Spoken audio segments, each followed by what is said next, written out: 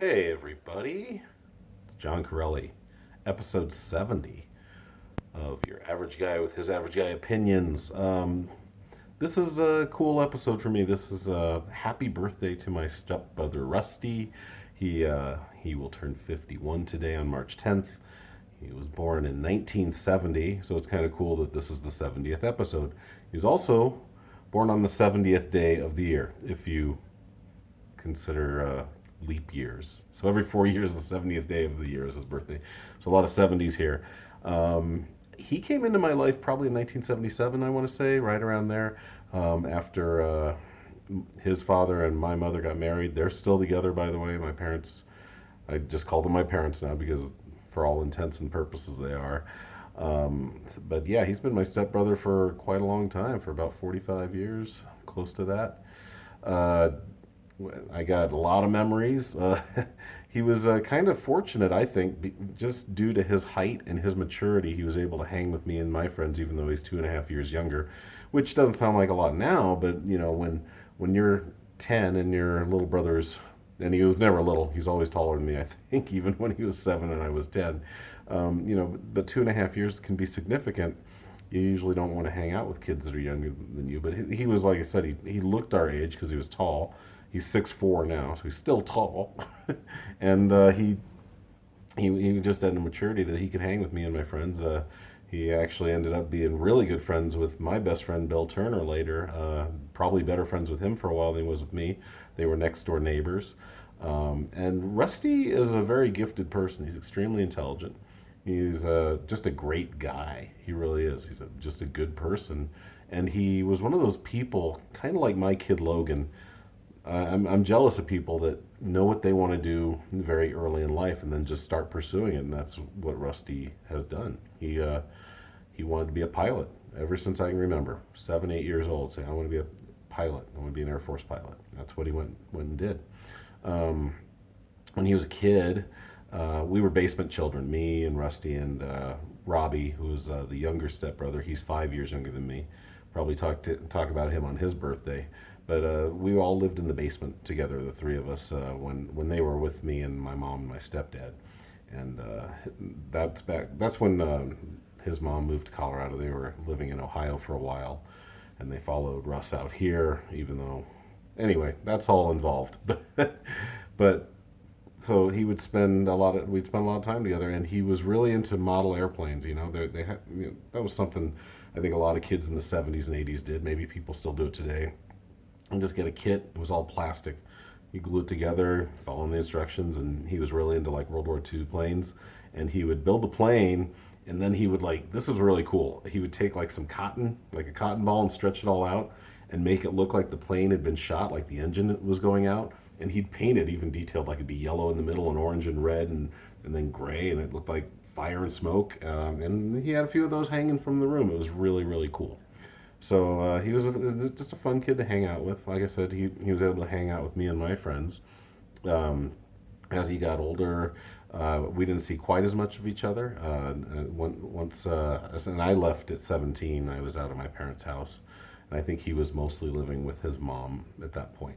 Uh, he did. I don't know if he ever went to Egg Wars with us, which is I've talked about Egg Wars in one of my other videos, but Egg Wars was a lot of fun.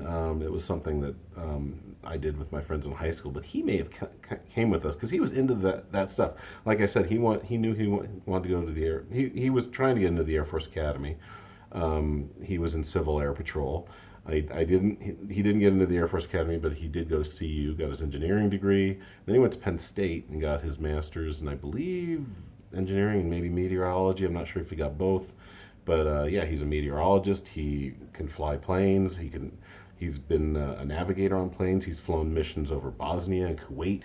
He uh, he had something kind of horrific happen to him where he was, I believe, navigator, maybe co-pilot on a plane that had to crash land in the fog in Kuwait, and some people died in the crash.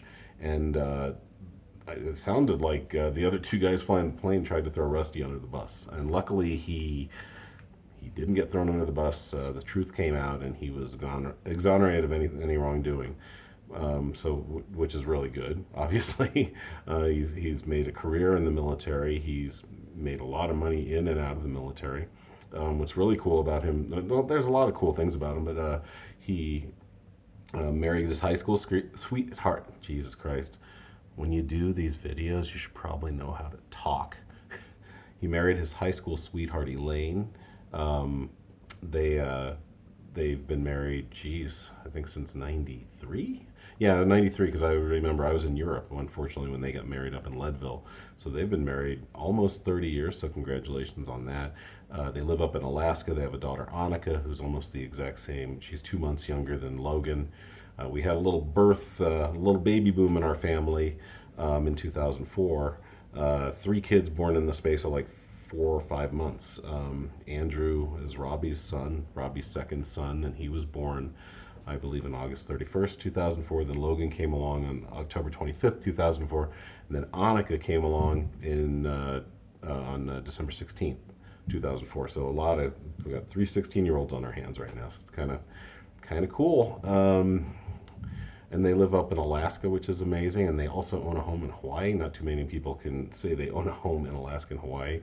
Um, my Rusty suffers, or I don't know if he say suffers. I guess I don't know how much he suffers, but I know he's handling it really well. But he has MS, which makes no sense because he's always taken care of himself. He's always been physically super fit. So sometimes life just isn't fair, but he's dealt with it really well. He's taken great care of himself. And then Elaine, also same deal, taking great care of herself, and unfortunately came down with lupus years ago. And both of them are managing it very well. Their daughter's amazing. She can speak Latin. Last I saw, she's learning the piano. She's homeschooled. She's super brilliant. Every time I talk to her, I'm blown away. I'm just lucky to have him as a stepbrother, and he made me feel really good a few years ago. I didn't, because I never thought about it. You don't think about things you do or don't do when you're that young. But he and my other stepbrother Robbie, they're brothers, obviously, from my stepdad's first marriage. They both told me, like, we always felt safe around you. We felt like you would not let us get beat up by anybody. Like, you were there for us. I was like, well, that's really a great compliment to me, because I've never been a tough guy. I really haven't. I might look like it. Ooh, yeah. But I'm not. I'm not a fighter. I haven't been in a fight since I was 19 years old. But I'm just glad I was able to make them feel secure, at least for portions of their childhood. That makes me feel really good. I really did get along with them really well. I mean, we almost never had an issue. Well, what else about him that's really, I mean, like I said, he's done a lot of really cool stuff. It's just amazing that he's, like I say, has done exactly what he has wanted and knew that he wanted to do that when he was very young. I'm trying to think of some other things we've done together. I know he was part of the crew. We would go to the park a lot. That was like our world back in the 70s and 80s. We would we would throw snowballs at cars. I think he would hang out with us when we went bumper hitching. Maybe he didn't, but I thought he was there for those silly things, which I just mentioned in one of my last couple of videos about the snowpocalypse coming in a couple days, if it really happens. But I think he also would be in groups. And I know one time a bunch of us decided it was a good idea to take a shortcut and run across I-70. We didn't want to go, there was a long way around to get where we used to play, which was near I-70 in Wadsworth, near where Clear Creek is, and there's a lot of stuff to do down there. And we decided, well, we don't want to go all the way down to walk around, so we just said, we're going to climb the hill and just run across I-70. Yeah, like a bunch of 8 to 14-year-olds. It was probably close to the dumbest thing I've ever done, and I think Rusty may have been in that group. I can't remember, but yeah, we ran, and those cars. And this is back when people drive, I think, a little more reasonably. I think most of those people were doing 55 or 60, and it looked like it was clear. And we ran across, and those cars were on top of us instantly. We're like, oh my god! We got to the middle, and we waited because we were scared to death, and then we finished it off, but we waited till we could not see a car before we sprinted across the other half of I-70, and luckily we didn't die. I don't know what else to say. There's a lot of little stories I could probably tell about Rusty. I think I could have done a better job on this, but those are the main things. That he's a good man, and he's a good dad, and he's a good husband, and just a great guy. And I'm lucky to have had him in my life And frankly, I need to get him more in my life. So maybe I'll give him a call tomorrow for his birthday. Thanks, you guys. Have a great whatever you're having. I'll see you on the other side. Bye.